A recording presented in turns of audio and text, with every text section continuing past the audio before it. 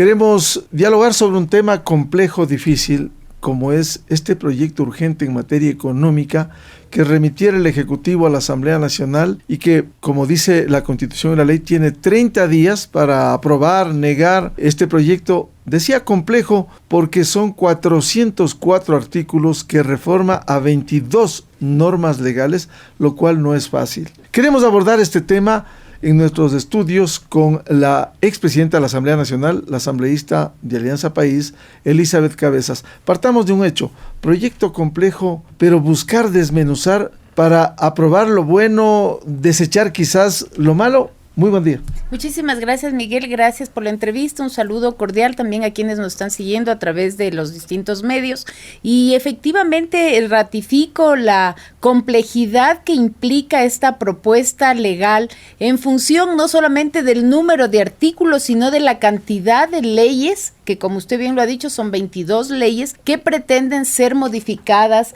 en un cuerpo legal que debe ser tratado en 30 días con el carácter de económico urgente. Nosotros hemos planteado, yo de manera particular en el seno de la Asamblea, en el Pleno comentamos y lo planteé, la necesidad de buscar de alguna forma rescatar toda la parte tributaria que entendemos además es la prioridad para cumplir con la meta fiscal que se requiere para la proforma del 2020. Sin embargo, eso también tiene sus implicaciones y sus riesgos, pero podríamos de alguna forma sacar estos temas y tratar de procesarlos en una manera rápida y sacar un informe al respecto. Sin embargo, dentro de la comisión hay varios puntos distintos, inclusive yo tengo la leve sospecha y espero realmente equivocarme que se trata de dilatar este tratamiento para en un momento determinado estar contra el tiempo y arriesgar la posibilidad de que esto pasase por el Ministerio de la Ley, lo cual sería tremendamente nefasto ante la ciudadanía por la Asamblea, sino por lo que implicaría el contenido de muchísimos de los temas en esta ley que realmente son de preocupación y que son imposibles de pasarlos de esa manera. Asambleísta Elizabeth Cabezas, es decir, tal como está, no debiera aprobarse. Definitivamente no. Nosotros no solamente en la Asamblea hemos cuestionado los puntos de vista, sino desde distintos sectores y varios analistas, tanto en el ámbito económico, tributario, legal y de los distintos ámbitos han manifestado sus preocupaciones sobre el contenido de esta norma y obviamente eso suma más inquietudes a esta que ya de por sí la Asamblea lo manifestó en días pasados. ¿Esto no se sociabilizó con el bloque de Alianza País?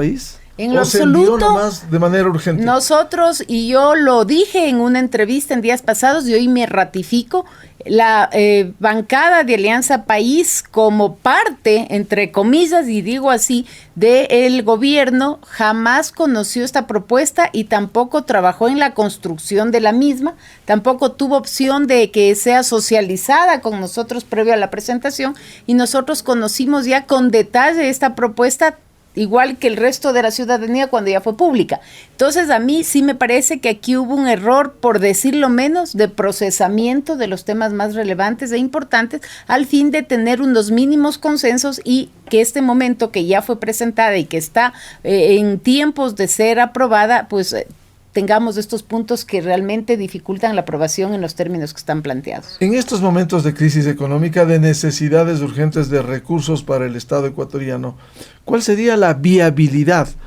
Que no se apruebe, que el Ejecutivo presente otro proyecto más simple para que llene las necesidades que tiene la caja fiscal o simplemente negar todo el proyecto. A ver, yo quisiera también comentar, Miguel, y para tal vez ser más didácticos con los ciudadanos que nos escuchan, este momento el Ejecutivo ya envió a la Asamblea también la proforma para el año 2020.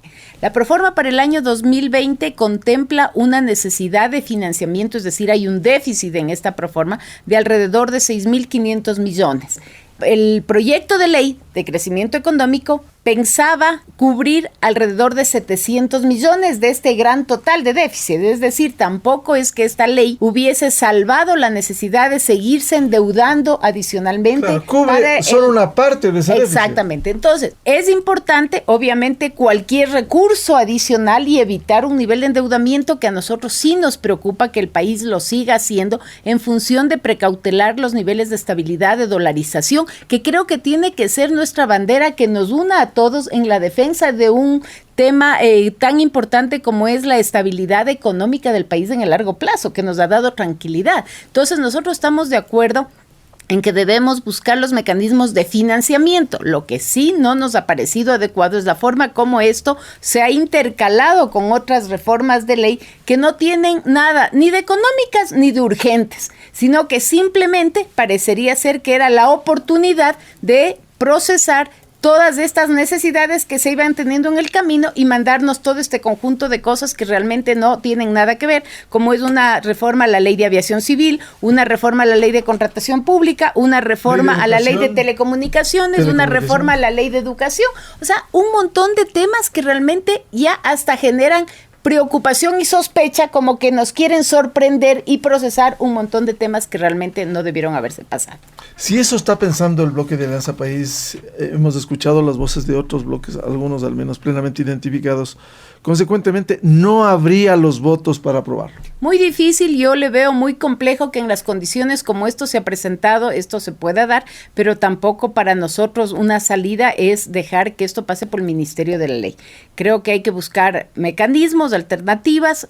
Yo he conversado con varios miembros de las distintas bancadas y compartimos las mismas preocupaciones y más aún, como yo he dicho, estos temas también han sido planteados desde fuera del ámbito político, desde el ámbito técnico hay cuestionamientos, desde el ámbito académico hay cuestionamientos. Entonces yo creo que debe haber una sensibilidad importante de parte de los miembros del Ejecutivo. Yo creo que el presidente, caracterizándole esta capacidad de diálogo y de sensibilidad que él tiene, tienen que pensar seriamente en una opción incluso de retirar esta propuesta y plantear una nueva que concentre los esfuerzos en el ámbito tributario y de esa manera nosotros poder obviamente procesarla de manera inmediata.